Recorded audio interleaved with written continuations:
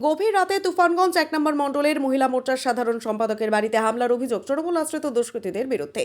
যদিও অভিযোগ অস্বীকার তৃণমূলের, তুফানগঞ্জ ১ নম্বর ব্লকের অন্দরান ফুলবাড়ি ১ নং গ্রাম পঞ্চায়েতের ৯-র ১৯৫ নম্বর বুথ নয়নেশ্বরী এলাকার ঘটনা। মহিলা মোর্চার ওই নেত্রীর নাম রীতা রানী দাস। তার অভিযোগ, গতকাল গভীর রাতে তৃণমূল আশ্রিত দুষ্কৃতীরা তার বাড়িতে তাণ্ডব চালায়, ভাঙচুর করা হয় বাড়ির গেট সহ টিনের বেড়া। যদিও পুলিশের উপর একরাশ ক্ষোভ উগরে দেন মহিলা মোর্চার সাধারণ সম্পাদক রীতা রানী দাস। তিনি বলেন, ভোররাত থেকে পুলিশকে বারংবার ফোন করা হয়েছে, সকাল হয়ে গেলেও তারা কেউ আসেনি। যদিও বিস্তারিত বিবরণ জানিয়ে তিনি তুফানগঞ্জ থানায় একটি লিখিত অভিযোগ দায়ের করবেন বলে জানান। বিকট আওয়াজ, মানে টিন টুন ভাঙ্গার শব্দ পাইয়া আমরা তো ঘর থেকে বেরোতে সাহস পাইতেছি না। তখন বৌমা চিৎকার দিয়ে উঠছে, নাতি চিৎকার দিয়ে উঠছে, এই ঘর থেকে আমার ছেলে চিৎকার পারতেছে না, শাশুড়ি আমার চিৎকার পারতেছে, মা চিৎকার পারতেছে। এই শব্দে পাশের বাড়ির লোকজন সব, মানে কেউ আর দরজা জানলা কেউ খুলতে পারতেছে না, মানে এত ভয়ানক মানে শব্দ হইতেছে টিনের বাইরে বাইরে। আমরাও বেরোয়ার সাহস পাইতেছি না যে বের হলে বা কী হয়। তারপরে সবাই আস্তে আস্তে যখন লোকজন চতুর্পাশ থেকে জড়ো হয়ে গেল, তো সবাই বের হইলাম। বের হওয়ার পরে এদিক দিয়েই মানে আমার কিছু লোক প্রতিবেশী ওরা দেখছে এই সাইডটা দিয়েই ওরা নাকি দৌড় পাড়ে বের হয়ে গেছে, মোটামুটি ১০-১২ জন কালো মানে গেঞ্জি পরা, কালো মুখ দিয়ে কাপড় দিয়ে মুখ বান্ধা। দেখার পরে পিছিয়ে পিছিয়ে ওরা সবাই দৌড়ায় গেছে, ধরতে পারেনি অল্পের জন্য। তারপরে তো পুলিশ প্রশাসনকে ফোন করলাম, পুলিশ প্রশাসন তো আসলো না। কি কারণে হামলা হতে পারে? এটা আমি বিজেপি করি, বিজেপি করার অপরাধী। এটা চলছেই কিছুদিন থেকে এরকম। আমার বাড়ি কিছুদিন আগে বোম বাস্টিং হলো, সেটা নিয়ে কারা করলো? এটা তৃণমূল দুষ্কৃতীরাই করছে। আচ্ছা, পুলিশকে খবর দিয়েছেন?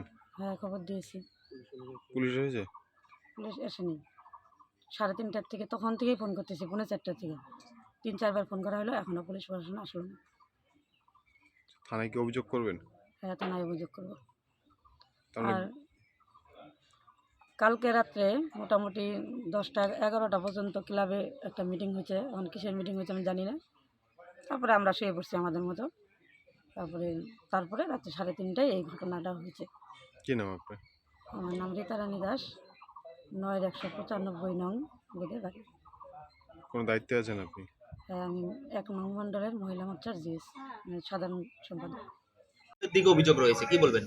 অ্যাকচুয়ালি এটা সুপরিকল্পিত বিজেপির এটা চাল, এটা সম্পূর্ণ ভিত্তিক অভিযোগ। কেননা আপনারা পূর্বেই শুনেছেন যে কলকাতা নাইট ক্লাবের সঙ্গে একটা নাইট রাইডার্সের সঙ্গে IPL একটা খেলা হয়েছিল। নয়নের সঙ্গে শরীর তরুণ সংঘ সেই ক্লাবের ছেলেবেলে সেই ওই দলের সমর্থক ছিল, তারা জয়লাভ করছে, তারা আনন্দ করছে রাত্রে। ঠিক তার 50 মিটার দূরে বিজেপির একটা পিকনিক ছিল। সেই ক্লাবে পিকনিকে করার ফলে সেখানে এসে বিজেপির লোকজন ওই ক্লাব ভাঙচুর, টিভি ভাঙচুর থেকে সব কিছু করে। মানে ভাঙচুরটা কেন করে? ভাঙচুরটা করে এক কারণে, তাদের অভিযোগ হইতেছে যে নির্বাচন হয়েছে, তোমরা আগেই কেন বোম ফোটাও। বারবার ক্লাবের ছেলেগুলো বলে যে আমরা ক্যালকাটা রাইডারের আমরা সমর্থক, সে জয়লাভ করছে IPL খেলায়, এই কারণে আমরা বোম ফুটিয়েছি, আমাদের কোনো নির্বাচনের সঙ্গে কোনো সম্পর্ক নাই। আচ্ছা, কিন্তু বিজেপি কিছুতে মানেনি। বিজেপির উচ্ছৃঙ্খল কিছু ছেলে ওই ক্লাবটাকে ভাঙচুর করে, রঙিন টিভি ভাঙচুর করে, আসবাবপত্র ভাঙচুর করে। সেই বদনামকে ঘুচাবার জন্য পরবর্তীকালে ওরা বুঝতে পারছে যে এটা আমরা উত্তেজনার বশে করে মস্ত বড় ভুল করেছি। একটা ক্লাব নন পলিটিক্যাল স্টেজ, এইভাবে ক্লাবকে আক্রমণ করে আমরা ঠিক করিনি। এই বদনামকে ঘুচাবার জন্যই তারাই ষড়যন্ত্র করে রীতা রানী দাসের বাড়িতে ওই বিজেপির কিছু লোকে বেড়া এই সমস্ত কিছু ভাঙচুর করে, যাতে এই বদনামটাকে ঘুচাতে পারে। এটা সুপরিকল্পিত দুরভিসন্ধিমূলক, পূর্ব পরিকল্পিত প্ল্যান। এটা নামটা বলবেন? প্রদীপ কুমার প্রসাদ, তুফানগঞ্জ 1B ব্লক সভাপতি। পুরোটাই ভিত্তিহীন অভিযোগ।